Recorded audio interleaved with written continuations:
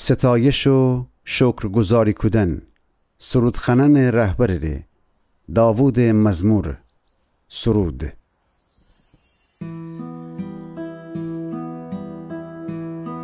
ای خدا، شایسته ایست که تر از صهیون میان ستایش بکنیم و اون چیه که نذر بکدیم به جا ببریم، چون که تو او خداییستی که دعای اشتوی همتا مردم خوشن گناهان وسی تی ورجا ایده.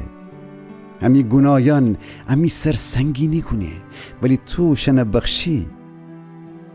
خوشحال اونی که تو اون انتخاب بکودی که بیه با تی مقدس چادر درون بیسه. امان جتی خانه همت خوبیان بهره بریمی.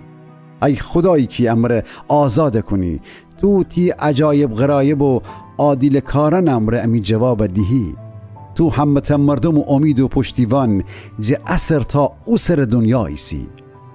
کوهان خوشن جه سرغیم چکودی و تی پیل قدرت نشان بدهی.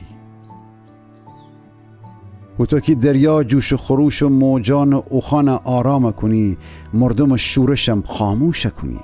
زمین آدمان تی عجایب غرایب کاران جه حیران ده.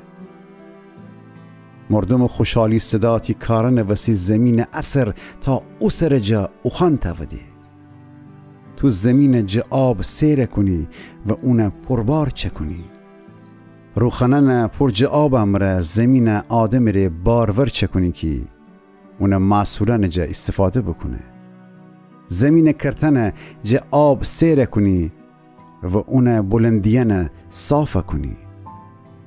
باران ورانی زمین سرکی گیایم بجور باید. تی برکتن امر زمین قشنگ کنی. دنیا تی نعمتن جه لبریزی سه.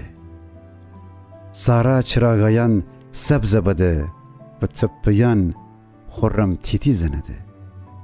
چمنزاران پرج گاو و گوسفند گلیانی سد. بیابانان پرج معسولی سد. همه جه خوشی سرود خنده و اشن خوشحالی صدا بجور شی.